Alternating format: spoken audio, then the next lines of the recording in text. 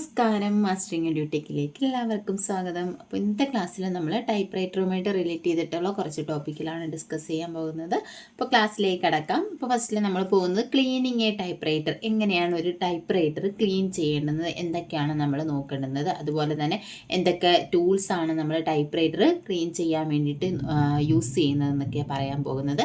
അപ്പോൾ നോക്കിയേ, cleaning A type writer should be cleaned daily. Type writer എന്ത് ചെയ്തിരിക്കണം? ഡെയിലി ക്ലീൻ ചെയ്തിരിക്കണം. നമ്മുടെ ടൈപ്പ് റൈറ്റർ മെഷീൻ എന്ന് പറയുന്നത് ദിവസവും നമ്മൾ ക്ലീൻ ചെയ്തിരിക്കണം. നോക്കിയേ, type face or type head should be cleaned fortnightly. അപ്പോൾ എന്താ, ടൈപ്പ് ഫേസും ടൈപ്പ് ഹെഡും ആണെന്നുണ്ടെങ്കിൽ ഫോർട്ട്നൈറ്റ്ലി, അതായത് 2 ആഴ്ച കൂടുമ്പോൾ നമ്മൾ എന്ത് ചെയ്തിരിക്കണം? ക്ലീൻ ചെയ്തിരിക്കണം. അതുപോലെ തന്നെ type writer should be oiled monthly. എന്താ, എല്ലാ മാസത്തിലും എന്ത് ചെയ്തിരിക്കണം? ഓയിൽ ചെയ്തിരിക്കണം. അപ്പോൾ ടൈപ്പ് റൈറ്റർ എല്ലാ ദിവസവും ക്ലീൻ ചെയ്യണം. ടൈപ്പ് ഫേസും ടൈപ്പ് ഹെഡും ആണെങ്കിൽ 2 ആഴ്ചയിലൊരിക്കൽ അത് ക്ലീൻ ചെയ്തിരിക്കണം. അതുപോലെ തന്നെ ഓയിൽ ചെയ്യേണ്ടത് എപ്പോഴാണ് മാസത്തിലൊരിക്കലെങ്കിലും അത് ഓയിൽ ചെയ്തിരിക്കണം. നോക്കിയാൽ അടുത്തത് ക്ലീനിങ് മെറ്റീരിയൽസ്. ഏതൊക്കെ മെറ്റീരിയൽസ് ആണ് നമ്മൾ ക്ലീൻ ചെയ്യാൻ വേണ്ടിയിട്ട് യൂസ് ചെയ്യുന്നത്? ഇത് പലതവണ എക്സാമിന് ചോദിച്ചിട്ടുണ്ട്. പല ബ്രഷും എന്തിനു വേണ്ടി യൂസ് ചെയ്യുന്നു എന്നൊക്കെ ചോദിച്ചിട്ടുണ്ട്. അപ്പം നോക്കിയാൽ ലോങ് ഹാൻഡിൽഡ് ബ്രഷ്, അതായത് അതായത് നീളമുള്ള ഹാൻഡുള്ള ഒരു ബ്രഷ് ഉണ്ട്. ആ ബ്രഷ് എന്തിനു വേണ്ടിയിട്ടാണ് യൂസ് ചെയ്യുന്നത്? Clean outer parts. അപ്പോൾ ലോങ് ഹാൻഡിൽഡ് ബ്രഷ് ആണെന്നുണ്ടെങ്കിൽ നമ്മുടെ ടൈപ്പ് റൈറ്ററിൻ്റെ പുറമേയുള്ള പാർട്സ് ഒക്കെ ക്ലീൻ ചെയ്യാൻ വേണ്ടിയിട്ട് യൂസ് ചെയ്യാം. ഇനി വയർ ബ്രഷ് ഉണ്ട്. വയർ ബ്രഷ് എന്ന് പറയുമ്പോഴത്തേക്ക് ഒരു വയർ പോലെയുള്ള ബ്രഷ്. എൻ്റെ ഇമേജസ് എനിക്ക് ആഡ് ചെയ്യാൻ പറ്റിയിട്ടില്ല. നിങ്ങൾ ഗൂഗിളിൽ അങ്ങനെ സെർച്ച് നോക്കിയാൽ കാണാൻ പറ്റും. വയർ ബ്രഷ് നമ്മൾ കുപ്പിയൊക്കെ നമ്മൾ കഴുകത്തില്ലേ, അതുപോലെ വരുന്ന നമുക്ക് അകത്തെ പാർട്സ്, അതായത് കുപ്പിയുടെ അകത്തോട്ടൊക്കെ ഇട്ടിട്ട് നമ്മൾ കഴുകത്തില്ലേ, അതുപോലെ യൂസ് ചെയ്യുന്ന ഒരു ബ്രഷാണ് വയർ ബ്രഷ് എന്ന് പറയുന്നത്. അപ്പം നമുക്ക് അന്നേരം തന്നെ അറിയാൻ പറ്റും ഇത് എന്തിനാണ് യൂസ് ചെയ്യുന്നത്? Inner parts. അപ്പം ഇന്നർ പാർട്സ് ക്ലീൻ ചെയ്യാൻ വേണ്ടിയിട്ടാണ് വയർ ബ്രഷ് യൂസ് ചെയ്യുന്നത്. ലോങ് ഹാൻഡിൽഡ് ബ്രഷ് ആണെന്നുണ്ടെങ്കിൽ ടൈപ്പ് റൈറ്ററിന്റെ പുറമേ ഉള്ള ഭാഗം ക്ലീൻ ചെയ്യാൻ യൂസ് ചെയ്യും. വയർ ബ്രഷ് ആണെന്നുണ്ടെങ്കിൽ ഇന്നർ പാർട്സ് ക്ലീൻ ചെയ്യാൻ വേണ്ടി യൂസ് ചെയ്യും. അടുത്തെന്ന് പറഞ്ഞാൽ ഓയിൽ ക്യാൻ. എന്തിനാന്ന് നമുക്കറിയാം. ഓയിൽ ക്യാൻ എന്തിനാ യൂസ് ചെയ്യുന്നത്? ഓയിൽ ഒഴിച്ചു വെക്കുന്ന ഒരു കുപ്പി ഉണ്ടല്ലോ, നമ്മൾ മറ്റേ തയ്യൽ മെഷീനിലൊക്കെ നമ്മൾ ഓയിൽ ഇടുന്ന കണ്ടിട്ടില്ലേ, അതുപോലെ യൂസ് ചെയ്യുന്ന ഒരു ക്യാനാണ്, ഓയിൽ ഉള്ള ഒരു ക്യാനാണ് ഏത്? Oil can. അപ്പോൾ ഇതെന്തിനു വേണ്ടിയാണ് യൂസ് ചെയ്യുന്നത് വെച്ചാൽ ഓയിലിംഗ് ഔട്ടർ പാർട്സ്, അതായത് പുറമേ ഉള്ള പാർട്സ് ഒക്കെ ഓയിൽ ചെയ്യാൻ വേണ്ടിയിട്ടാണ് ഓയിൽ ക്യാൻ യൂസ് ചെയ്യുന്നത്.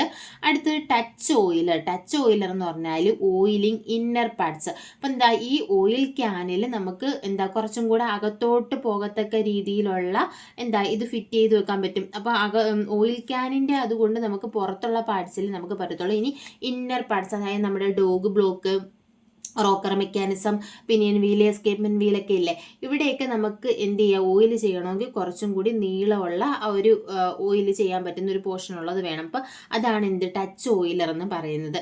അപ്പോൾ എന്തൊക്കെയാണ് യൂസ് ചെയ്തിട്ടുള്ളത്? ഇപ്പോൾ ലോങ് ഹാൻഡിൽഡ് ബ്രഷ് ആണെങ്കിൽ പുറമേ ഉള്ള ഭാഗം നമുക്ക് ക്ലീൻ ചെയ്യാം. വയർ ബ്രഷ് ആണെങ്കിൽ ഇന്നർ പാർട്സ് ക്ലീൻ ചെയ്യാം. ഓയിൽ ക്യാൻ ആണെന്നുണ്ടെങ്കിൽ നമ്മുടെ ഔട്ടർ പാർട്സ് ഓയിൽ ചെയ്യാൻ വേണ്ടിയിട്ടും, ടച്ച് ഓയിലർ ആണെങ്കിൽ ഇന്നർ പാർട്സ് ഓയിൽ ചെയ്യാനുമായിട്ടാണ് യൂസ് ചെയ്യുന്നത്.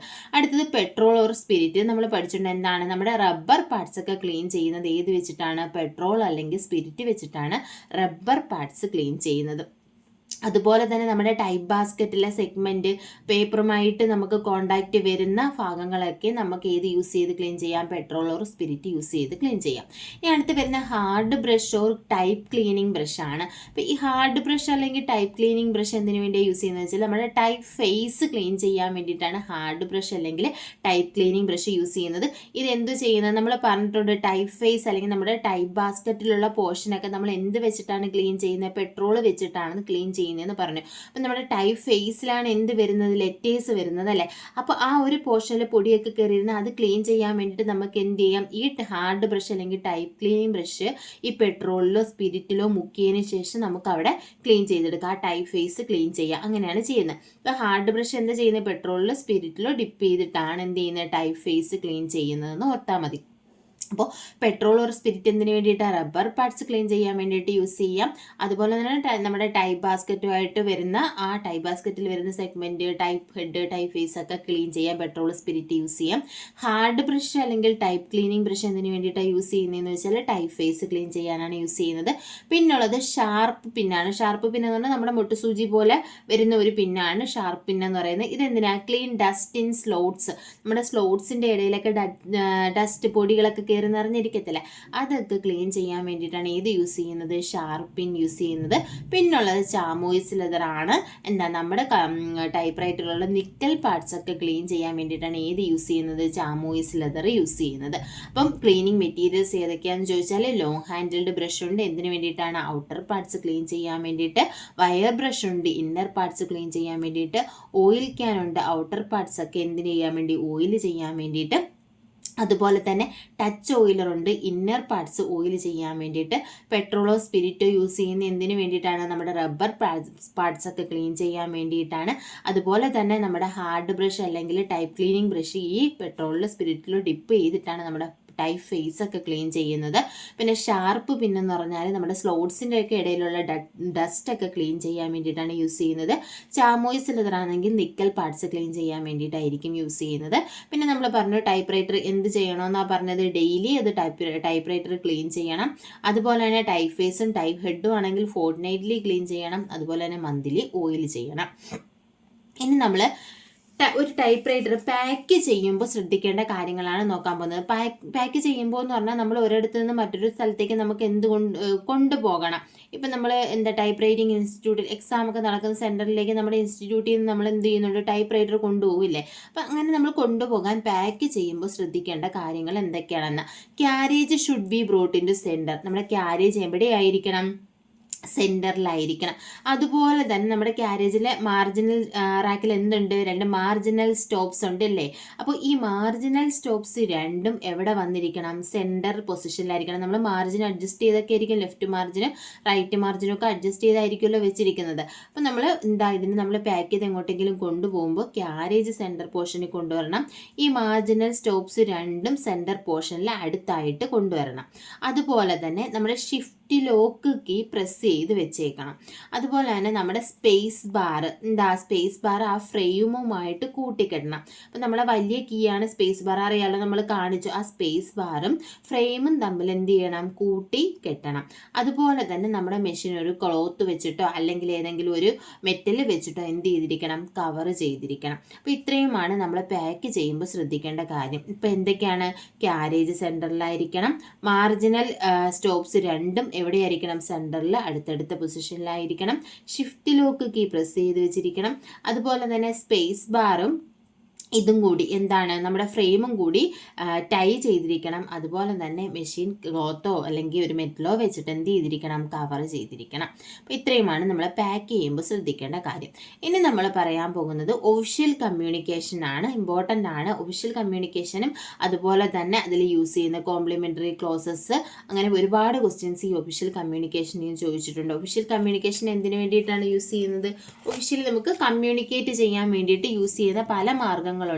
അപ്പം അത് ഏതൊക്കെയാണെന്നാണ് നോക്കാൻ പോകുന്നത്. ഒന്നാമത്തേന്ന് പറഞ്ഞാൽ മെമ്മോറാണ്ടം. മെമ്മോറാണ്ടം എന്തിനാണ് യൂസ് ചെയ്യുന്നത്? Reminder and replies to application are generally send in the form of memos. അതായത് ഒരു മെമ്മോയുടെ ഫോമിൽ നമ്മൾ അയക്കുന്ന റിമൈൻഡേഴ്സോ അല്ലെങ്കിൽ റിപ്ലൈസ് ആപ്ലിക്കേഷൻസിൻ്റെ റിപ്ലൈ ആയിട്ടോ അല്ലെങ്കിൽ റിമൈൻഡർ ആയിട്ടോ ഒക്കെ അയക്കുന്ന അതിനെയാണ് നമ്മൾ എന്ത് പറയുന്നത്? മെമ്മോസ് അല്ലെങ്കിൽ മെമ്മോറാണ്ടം എന്ന് പറയുന്നത്. ഇനി നോക്കിയേ, ഇതിനകത്ത് എന്ത് പാടില്ല? Will not have any salutation. മെമ്മോയിൽ നമ്മൾ സല്യൂട്ടേഷൻ യൂസ് ചെയ്യാൻ പാടില്ല. സല്യൂട്ടേഷൻ എന്ന് പറഞ്ഞാൽ എന്താണ്? നമ്മൾ ഒരാൾക്ക് അയക്കുമ്പോൾ അയാളെ റെസ്പെക്റ്റ് ചെയ്ത് നമ്മൾ കൊടുക്കുന്നത് ഡിയർ സാർ, മാഡം അങ്ങനെയൊക്കെ കൊടുക്കത്തില്ലേ? അപ്പോൾ അത് ഏതിൽ യൂസ് ചെയ്യാൻ പാടില്ല? മെമ്മോയിൽ യൂസ് ചെയ്യാൻ പാടില്ല. അതുപോലെ തന്നെ address of the address is typed in the bottom left corner. അതുപോലെ തന്നെ അഡ്രസ്സിയുടെ അഡ്രസ്സ് എവിടെയായിരിക്കും ടൈപ്പ് ചെയ്യേണ്ടുന്നത്?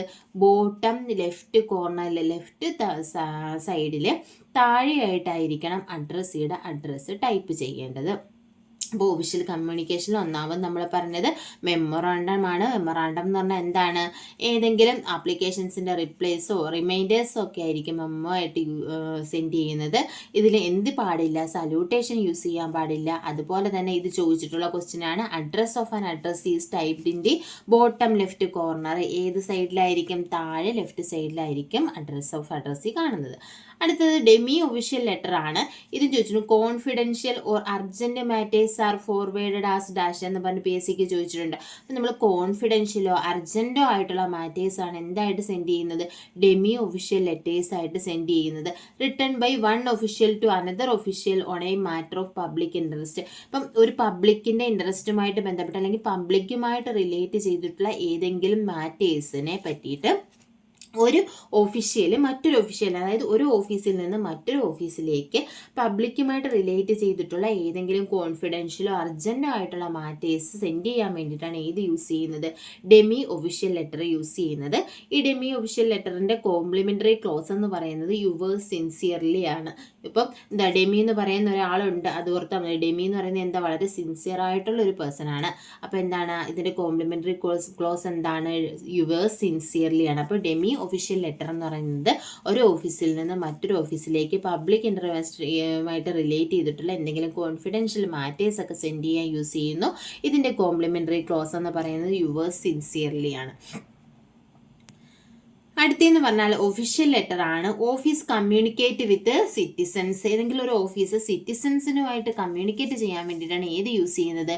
ഒഫീഷ്യൽ ലെറ്റർ യൂസ് ചെയ്യുന്നത്. ഈ ഒഫീഷ്യൽ ലെറ്ററിൻ്റെ കോംപ്ലിമെൻ്ററി ക്ലോസ് എന്ന് പറയുന്നത് യുവേഴ്സ് ഫെയ്ത്ത്ഫുള്ളി ആണ്.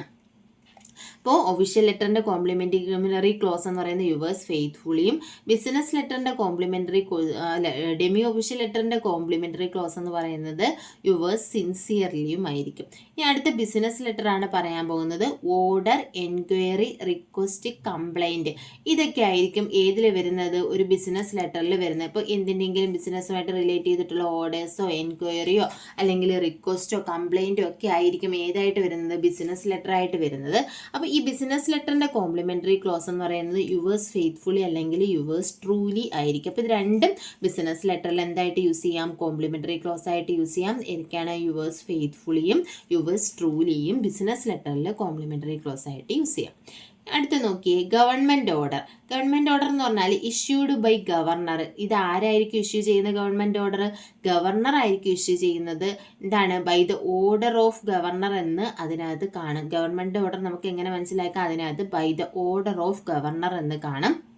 അതുപോലെ തന്നെ അബ്സ്ട്രാക്റ്റ് മാറ്ററിന് ശേഷമായിരിക്കും എന്ത് ചെയ്യുന്നത്? ടൈപ്പ് ചെയ്യുന്നത്. അപ്പം അബ്സ്ട്രാക്റ്റ് മാറ്ററിന് ശേഷമായിരിക്കും ഗവൺമെൻറ് ഓർഡർ ടൈപ്പ് ചെയ്യുന്നത്. By the order of governor എന്ന് കാണും. ഇത് ഇഷ്യൂ ചെയ്യുന്നത് ആരാണ്? ഗവർണറാണ് ഇഷ്യൂ ചെയ്യുന്നത്. അടുത്ത നോക്കിയേ, ഓഫീസ് ഓർഡർ. അതായത് work among officers, appointment, transfer, grant of regular leave come in the form of office order. അപ്പോൾ ഓഫീസ് ഓർഡറിൽ എന്താ വരുന്നത്? ആ ഒരു ഓഫീസുമായിട്ട് റിലേറ്റ് ചെയ്തിട്ടുള്ള ഏതെങ്കിലും പുതിയ അപ്പോയിൻറ്റ്മെൻറ്റ്സ് വരുവാണെങ്കിൽ അത്, അല്ലെങ്കിൽ എന്തെങ്കിലും ട്രാൻസ്ഫർ ഉണ്ടെങ്കിൽ അതിൻ്റെ ഡീറ്റെയിൽസ്, അല്ലെങ്കിൽ റെഗുലർ ലീവ് ഗ്രാൻഡ് ചെയ്തിട്ടുള്ള അങ്ങനെയുള്ള കാര്യങ്ങളൊക്കെ ഒരു ഓഫീസുമായിട്ട് റിലേറ്റ് ചെയ്തിട്ടുള്ള കാര്യങ്ങളാണ് ഏതിൽ വരുന്നത്? ഓഫീസ് ഓർഡറിൽ വരുന്നത്. പിന്നെ വരുന്ന നോട്ടിഫിക്കേഷൻ ആണ്. നോട്ടിഫിക്കേഷൻ എന്ന് പറഞ്ഞാൽ നമുക്കറിയാം for information to the public. പബ്ലിക്കിന് വേണ്ടിയിട്ടുള്ള ഇൻഫർമേഷൻ ആണ് ഇതിൽ വരുന്നത്? നോട്ടിഫിക്കേഷന് വരുന്നത്. Published in official gazette. ഇത് എവിടെയായിരിക്കും? ഏതെങ്കിലും ഒഫീഷ്യൽ ഗസറ്റുകളിലായിരിക്കും ഇത് പബ്ലിഷ് ചെയ്യുന്നത്. അപ്പോൾ ഒരു പബ്ലിക്കിന് അറിയേണ്ട അല്ലെങ്കിൽ പബ്ലിക്കിന് ഏതെങ്കിലും ഇൻഫർമേഷൻ കൊടുക്കണമെങ്കിൽ അല്ലെങ്കിൽ എന്തെങ്കിലും ഒരു കാര്യത്തെ പറ്റിയിട്ട് പബ്ലിക്കിനെ അറിയിക്കണമെങ്കിൽ നമ്മൾ ഏതാ യൂസ് ചെയ്യുന്നത്? നോട്ടിഫിക്കേഷനാണ് യൂസ് ചെയ്യുന്നത്. ഇപ്പം നമ്മൾ എന്തെങ്കിലും ഒരു ആപ്ലിക്കേഷൻ വിളിച്ചു, അതൊക്കെ എങ്ങനെയാണ് വരുന്നത്? നമ്മൾ നോട്ടിഫിക്കേഷനല്ലേ നോക്കുന്നത്. അപ്പോൾ ഇതെല്ലാം പബ്ലിക്കിനെ അറിയിക്കേണ്ട കാര്യങ്ങളെല്ലാം ഒരു നോട്ടിഫിക്കേഷനായിട്ടായിരിക്കും വരുന്നത്. ഇതൊരു ഒഫീഷ്യൽ ഗസറ്റിലായിരിക്കും ഇത് പബ്ലിഷ് ചെയ്യുന്നത്. ഇനി നമുക്കൊരു എൻവലപ്പിൽ എങ്ങനെയാണ് അഡ്രസ്സ് ചെയ്യുന്നതെന്ന് നോക്കാം. എൻവലപ്പ് അഡ്രസ്സിങ്, അതായത് ഒരു എൻവലപ്പ് നമ്മുടെ കയ്യിലുണ്ട്. അപ്പോൾ ആ എൻവലപ്പിൽ എവിടെയൊക്കെ എന്തൊക്കെയാണ് കൊടുക്കേണ്ടതെന്നാണ് നോക്കുന്നത്. നോക്കിയേ, ഇത് ടോപ്പ് ലെഫ്റ്റ്, മുകളിൽ ലെഫ്റ്റ് സൈഡിൽ. ഇതിപ്പോൾ എക്സാമിന് ചോദിച്ചിട്ടുണ്ട്. എന്താണ്? Urgent should be typed in dash of the എൻവലപ്പിൻ്റെ എവിടെയാണ് അർജൻറ്റ് എന്ന് ടൈപ്പ് ചെയ്യുന്നത്. അല്ലെങ്കിൽ ഓൺ IGS എന്ന് എൻവലപ്പിൻ്റെ എവിടെ കാണും. അല്ലെങ്കിൽ സെൻറ്റേഴ്സ് അഡ്രസ്സ്, നമ്മൾ നേരത്തെ പറഞ്ഞല്ലോ സെൻറ്റേഴ്സ് അഡ്രസ്സ് എവിടെയായിരിക്കും കാണുന്നത്. അപ്പോൾ ഇതൊക്കെ എവിടെയാണ് വരുന്നതെന്ന് നമ്മൾ പഠിച്ചിരിക്കണം. ഇപ്പം നോക്കി, എൻവലപ്പ് അഡ്രസ് എങ്കിൽ ടോപ്പ് ലെഫ്റ്റ്, മുകളിൽ ലെഫ്റ്റ് സൈഡിലായിട്ട് എന്തൊക്കെ കാണാം? ബുക്ക് പോസ്റ്റ് ഉണ്ടാകും, അതുപോലെ തന്നെ അർജൻറ്റ്, രജിസ്റ്റേർഡ്, അതുപോലെ തന്നെ ബൈ ഹാൻഡ്. ഇതൊക്കെ എവിടെയാണ് വരുന്നത്? ബൈ ഹാൻഡ് ഇതൊക്കെ എവിടെയാണ് വരുന്നത്? ടോപ്പ് ലെഫ്റ്റിലായിട്ടായിരിക്കും വരുന്നത്. അപ്പോൾ ടോപ്പ് ലെഫ്റ്റിൽ വരുന്ന book post, urgent, registered, by hand ഒക്കെ എവിടെയാണ്? ടോപ്പ് ലെഫ്റ്റിലാണ് വരുന്നത്. ഇനി ടോപ്പ് സെൻറ്ററിൽ വരുന്ന എന്തൊക്കെയാണ്? QMS, on IGS. IGS എന്താണ്? ഇന്ത്യൻ ഗവൺമെൻറ് സർവീസ് അല്ലേ? IGS, അതുപോലെ തന്നെ QMS എന്ന് പറഞ്ഞാൽ ക്വിക്ക് മെയിൽ സർവീസ്. ഇതൊക്കെ എന്താണ്? എവിടെയാണ് വരുന്നത്? ടോപ്പ് സെൻറ്ററിലായിട്ടായിരിക്കും QMSഉം ഓൺ IGSഉം വരുന്നത്. ഇനി ടോപ്പ് റൈറ്റ് സൈഡിൽ എന്താണ്? ഇവിടെ സ്റ്റാമ്പ് നമുക്ക് പതിപ്പിക്കാനുള്ള ഒരു പോർഷനാണ് ഏത്? ടോപ്പ് റൈറ്റ് സൈഡ് എന്ന് പറയുന്നത്. അപ്പം മുകളിൽ 3 ടോപ്പ് ലെഫ്റ്റ് ഉണ്ട്, സെൻറ്റർ ഉണ്ട്, റൈറ്റ് ഉണ്ട്. ടോപ്പ് ലെഫ്റ്റിൽ വരുന്നത് book post, urgent, registered, by hand ഒക്കെയാണ് ടോപ്പ് ലെഫ്റ്റിൽ. ടോപ്പ് സെൻറ്ററിലാണെന്നുണ്ടെങ്കിൽ QMS, ഓൺ IGS ഒക്കെയാണ് ടോപ്പ് സെൻറ്ററിൽ വരുന്നത്. റൈറ്റ് സൈഡിൽ നമുക്ക് സ്റ്റാമ്പ് ഫിക്സ് ചെയ്യാനുള്ള പോർഷനാണ്. ഇനി താഴെ വരുമ്പോൾ ബോട്ടം ലെഫ്റ്റ് സൈഡിൽ ബോട്ടം ഏറ്റവും താഴെ വരുന്നത് സെൻറ്റേഴ്സ് അഡ്രസ് ആണ്. സെൻറ്ററിൻ്റെ അഡ്രസ് ആണ് എവിടെ വരുന്നത്? ലെഫ്റ്റ് സൈഡിൽ താഴെയായിട്ട് വരുന്നത്. ഇനി റൈറ്റ് സൈഡിൽ താഴെയല്ല, ഒരു മിഡിൽ സെൻറ്റർ ആയിട്ടാണ് റിസീവേഴ്സ് അഡ്രസ്സ് കൊടുക്കുന്നത്. അപ്പോൾ റൈറ്റ് സൈഡിലല്ല, മിഡിലിൽ സെൻറ്ററിലായിട്ട്, അതായത് മിഡിൽ പോർഷനിൽ സെൻറ്ററിലായിട്ടാണ് എന്ത് വരുന്നത്? റിസീവേഴ്സ് അഡ്രസ്സ് വരുന്നത്. ലെഫ്റ്റിൽ ബോട്ടം ലെഫ്റ്റിലാണ് സെൻറ്റേഴ്സ് അഡ്രസ്സ് വരുന്നത്. അപ്പം top left, top centre, top right, bottom left and middle centre. Middle സെൻറ്ററിൽ റിസീവേഴ്സ് അഡ്രസ്സും ബോട്ടം ലെഫ്റ്റിൽ സെൻറ്റേഴ്സ് അഡ്രസ്സും ആയിരിക്കും വരുന്നത്. അപ്പോൾ ഇത്രയുമാണ് നമ്മൾ ഇന്നത്തെ ക്ലാസ്സിൽ ഡിസ്കസ് ചെയ്യുന്നത്. ബാക്കി നമ്മുടെ സിമ്പിൾസും അബ്രിവിയേഷൻ, അതുപോലെ തന്നെ റോമൻ ന്യൂമറൽസ്, ഇതിൻ്റെയൊക്കെ ക്ലാസ് നമുക്ക് അടുത്ത ക്ലാസ്സിൽ ഡിസ്കസ് ചെയ്യാം. അപ്പോൾ ക്ലാസ്സിൽ ഇഷ്ടപ്പെടുവാണെങ്കിൽ ലൈക്ക് ചെയ്യുക, ഷെയർ ചെയ്യുക, അതുപോലെ തന്നെ കമൻറ്റ് ചെയ്യുക. താങ്ക്